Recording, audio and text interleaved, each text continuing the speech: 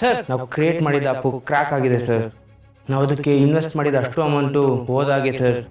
ನಾವು ದುಡ್ಡು ಕೊಡಲೇಬೇಕಾಗುತ್ತೆ, ಇಲ್ಲಾಂದರೆ ನೀವು ಜೈಲಿಗೆ ಹೋಗ್ಬೇಕಾಗಿ ಬರುತ್ತೆ ಸರ್. ನಾನು ನಿನಗೆ 48 ಗಂಟೆಗಳ ಕಾಲ ಟೈಮ್ ಕೊಡ್ತೀನಿ. ಅಷ್ಟರ ಒಳಗಡೆ ನನ್ನ ಟೋಟಲ್ ಅಮೌಂಟ್ ನನಗೆ ಸೆಟಲ್ ಆಗಬೇಕು. ಇಲ್ಲ ಅಂದ್ರೆ ನಿನ್ನ ಪ್ರಾಪರ್ಟಿ ಎಲ್ಲದನ್ನು ನನ್ನ ವಶಕ್ಕೆ ನಾನು ತಗೋಬೇಕಾಗತ್ತೆ.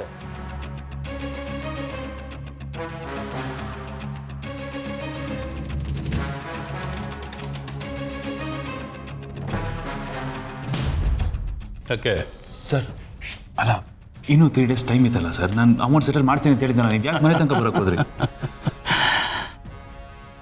ನಾನು ಸಾಲ ಕೊಟ್ಟವ್ರು ವಾಪಸ್ ಕೊಡಲಿಲ್ಲ ಅಂದರೆ ಬಯಸಿದ್ರು ಸಾವು ಬರುತ್ತೋ ಇಲ್ಲವೋ ಗೊತ್ತಿಲ್ಲ. ಆದರೆ ನಾನು ಬಯಸ್ದೇ ಇದ್ರೂ ಬರ್ತೀನಿ. ನಿಂಗೆ ಯಾಕೆ ಸಾಲ ಕೊಟ್ಟೆ ಹೇಳು? ನೀನು ದಿವಾನ್ ಫ್ಯಾಮಿಲಿಯವರಿಗೆ ಸೇರಿದವನು ಅಂತ ನಂಬಿ ನಿನಗೆ ಹಿಂದೆ ಮುಂದೆ ನೋಡದೆ ನಾನು ಸಾಲ ಕೊಟ್ಟಿದ್ದು. ಆದರೆ ಈಗ ಗೊತ್ತಾಗಿದೆ ನೀನು ದಿವಾನ ಅಲ್ಲ, ಜವಾನ. ಅದು ಸರಿ, ಬೇಕಾದಷ್ಟು ಬ್ಯಾಂಕ್ಗಳಲ್ಲಿ ಸಾಲ ಮಾಡಿ ಗುಳುಂ ಮಾಡಿದ್ಯಂತೆ. ಇಷ್ಟೆಲ್ಲ ಸಾಲ ತಲೆ ಮೇಲಿದ್ರೂ ನನ್ನ ಹತ್ರ ಯಾಕೆ ಸಾಲ ತಗೊಂಡೆ? ಓ, ಕೈ ಎತ್ತೋ ಪ್ಲಾನಾ?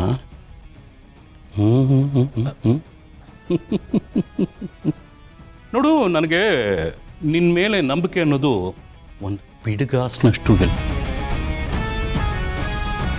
ನನಗೆ ನನ್ನ ಹಣದ ವ್ಯವಸ್ಥೆ ಮಾಡು. ಅದು ಬಿಟ್ಟು ಬೇರೆ ಏನಾದರೂ ಆಟ ಆಡಬೇಕು ನನ್ನ ಜೊತೆ ಅಂತ ನೀನು ಅಂದ್ಕೊಂಡಿದ್ರೆ ನಾನು ನಿನ್ನ ಜೀವದ ಜೊತೆ ಆಟ ಆಡಬೇಕಾಗತ್ತೆ. ನನ್ನ ಬ್ಯಾಕ್ಗ್ರೌಂಡ್ ಏನು ಅಂತ ಗೊತ್ತು ಅಂತ ಅನ್ಕೋತೀನಿ. ಆಮೇಲೆ ಈ ಮೊಬೈಲ್ನ ಸ್ವಿಚ್ ಆಫ್ ಮಾಡ್ಕೊಳ್ಳೋದು ಅಥವಾ ತಲೆ ತಪ್ಪಿಸ್ಕೊಂಡು ಓಡಾಡೋದು, ಈ ಥರ ಏನಾದರೂ ಮಾಡೋ ಪೊರ್ಕಿ ಯೋಚನೆ ನಿನ್ನ ತಲೆಯಲ್ಲಿದ್ದರೆ ಅದನ್ನು ಈಗಲೇ ತೆಗೆದು ಹಾಕ್ಬಿಡು. ಇಲ್ಲದೇ ಇದ್ದರೆ ನಿನ್ನ ತಲೆನ ನಾನು ತೆಗಿಬೇಕಾಗತ್ತೆ. ನೀನು ಇನ್ಮೇಲೆ ಎಲ್ಲೂ ಹೋಗೋ ಹಾಗಿಲ್ಲ. ಮರ್ಯಾದೆಯಿಂದ ನನ್ನ ಹಣದ ವ್ಯವಸ್ಥೆ ಮಾಡು. ಮತ್ತೆ ನಾನು ನಿಮ್ಮನೆಗೆ ಬರೋ ಥರ ಮಾಡ್ಕೊಳ್ಳಲ್ಲ ಅಂತ ಅಂದ್ಕೊಂಡಿದ್ದೆ. ನನ್ನ ಬ್ಯಾಕ್ಗ್ರೌಂಡ್ ಗೊತ್ತು ಅಲ್ಲ?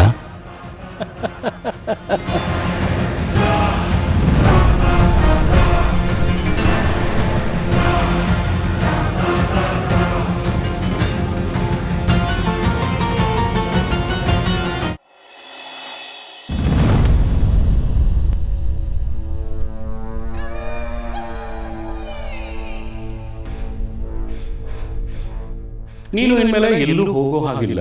ಮರ್ಯಾದೆಯಿಂದ ನನ್ನ ಹಣದ ವ್ಯವಸ್ಥೆ ಮಾಡು. ಇಲ್ಲದೇ ಇದ್ರೆ ನಿನ್ನ ತಲೆನ ನಾನು ತೆಗಿಬೇಕಾಗತ್ತೆ. ನನಗೆ ನನ್ನ ಹಣದ ವ್ಯವಸ್ಥೆ ಮಾಡು. ಬೇರೆ ಏನಾದರೂ ಆಟ ಆಡಬೇಕು ನನ್ನ ಜೊತೆ ಅಂತ ನೀನು ಅನ್ಕೊಂಡಿದ್ರೆ ನಾನು ನಿನ್ನ ಜೀವದ ಜೊತೆ ಆಟ ಆಡಬೇಕಾಗತ್ತೆ. ಜೈ, ಒಂದು ಚೆಕ್ಗೆ ಸೈನ್ ಹಾಕ್ಕೊಡು. ಚೆಕ್ಕ? ಏನು ಚೆಕ್ ಮಾಮ್? ಅದು ಇವತ್ತು ಕ್ಲಬ್ಗೆ ಹೋಗಿದ್ದೆ, ಸ್ವಲ್ಪ ದುಡ್ಡು ಕಳ್ಕೊಂಡೆ. ಅಲ್ಲ, ನನ್ನ ಕಾರ್ಡ್ಸ್ ಎಲ್ಲ ಡಿಕ್ಲೈನ್ ಅಂತ ಬರ್ತಾ ಇದೆ. ಆ ಕಾನ್ಸನ ಅಮೌಂಟ್ ಎಲ್ಲ ಕ್ಲಿಯರ್ ಮಾಡಿದ್ಲು. ಅವಳ ಮುಂದೆ ನನಗೆ ಎಷ್ಟು ಅವಮಾನ ಆಯಿತು ಗೊತ್ತಾ?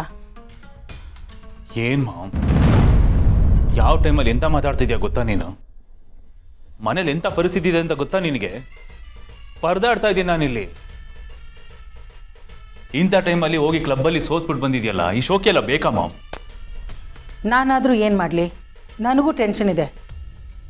ಅದಕ್ಕೆ ಕ್ಲಬ್ಗೆ ಹೋದರೆ ಮೈಂಡ್ ಸ್ವಲ್ಪ ಫ್ರೀ ಆಗುತ್ತೆ ಅಂತ ಹೋದೆ. ಆದರೆ ನನ್ನ ಬ್ಯಾಡ್ ಲಕ್, ಟೆನ್ಷನ್ ಫ್ರೀ ಆಗೋ ಬದಲು ಇನ್ನೂ ಜಾಸ್ತಿ ಟೆನ್ಷನ್ ಆಯಿತು. ಆಗಿದ್ದಾಗೋಯ್ತು. ನೀನು ಚೆಕ್ ಸೈನ್ ಮಾಡು.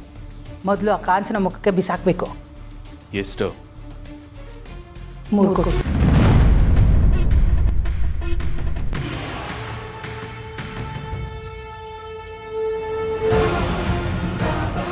$3 ಕೋಟಿನಾ?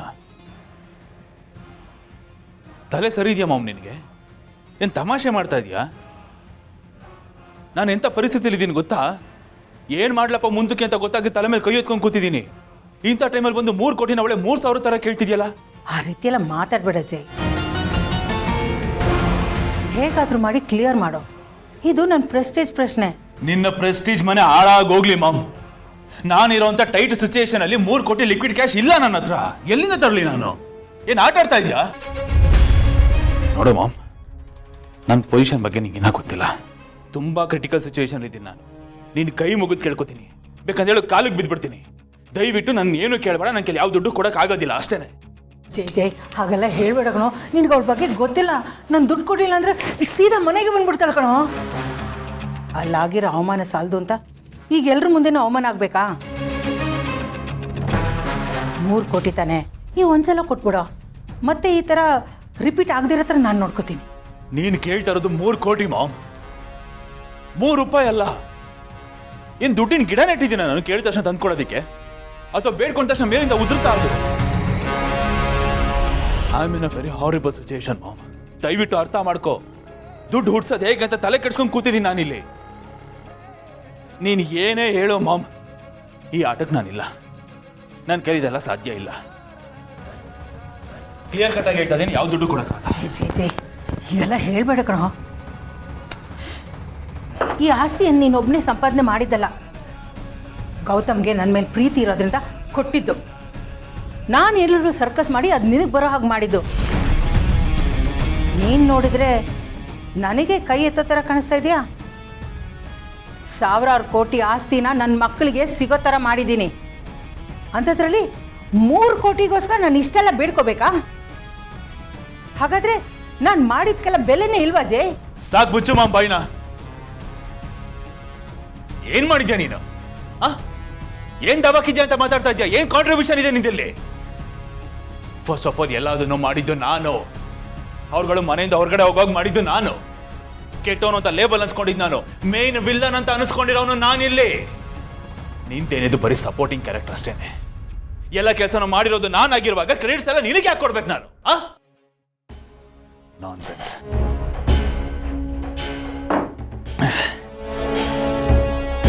ಸರಿ, ಅದೆಲ್ಲ ಬಿಟ್ಟಾಕು, ಪಕ್ಕಕ್ಕಿಡ. ನಿನಗೆ ಈ ನಿನ್ನ ಮಗನ ಕಷ್ಟನ ಅರ್ಥ ಮಾಡಿಸ್ತೀನಿ. ದಯವಿಟ್ಟು ಅರ್ಥ ಮಾಡ್ಕೊ. ನಾನು ಎಂಥ ಪೊಸಿಷನಲ್ಲಿ ಇದ್ದೀನಿ ಗೊತ್ತಾ? ರೂಪಾಯಿಗೂ ಪರದಾಡ್ತಾ ಇದ್ದೀನಿ ಮಾಮ. ಹೇಗಪ್ಪ ದುಡ್ಡು ಹೊಂದಿಸ್ಲಿ ಅಂತ ತಲೆ ಕೆಟ್ಟು ಗೊಬ್ಬರ ಆಗಿದೆ. ಇಂಥ ಟೈಮಲ್ಲಿ ಬಂದು 3 ಕೋಟಿ ಅಂತೀಯಲ್ಲ, ಏನು ಅನ್ಸಲ್ವಾ ನಿನಗೆ? ಹೇಗೆ ಮನ್ಸ್ಬಿಡುತ್ತೆ ನಿನಗೆ ನನ್ನ ಹತ್ರ ಬಂದು ದುಡ್ಡು ಕೇಳೋದಿಕ್ಕೆ? 1 ರೂಪಾಯಿನ 2 ರೂಪಾಯಿನ? ಕೋಟಿಗೆ ಬೆಲೆ ಬೇಡ? ಹೌದು ಅತ್ತೆ, 3 crores ಅಂದರೆ ತುಂಬ ಕಷ್ಟ ಆಗುತ್ತೆ. ಮನೆ ಕಂಡೀಷನ್ ತುಂಬ ಹಾಳಾಗಿದೆ. 1 ರೂಪಾಯಿಗೂ ಕಷ್ಟ ಇದೆ ಅತ್ತೆ. ಜೈ ಬೇರೆ ಹೊಸ ಬಿಸ್ನೆಸ್ಸಲ್ಲಿ ಲಾಸ್ ಮಾಡ್ಕೊಂಡಿದ್ದಾರೆ. ಅದನ್ನು ಕವರ್ ಅಪ್ ಮಾಡ್ಕೊಳ್ಳೋದಕ್ಕೆ ಕಷ್ಟ ಆಗ್ತಿದೆ. ಈ ಟೈಮಲ್ಲಿ ನೀವು 3 crores ಕೇಳಿದ್ರೆ ಅವ್ರು ಹೇಗೆ ಕೊಡ್ತಾರೆ ಹೇಳಿ? ಏಯ್, ನೀನು ಸೈಲೆಂಟ್ ಆಗಿರೋ.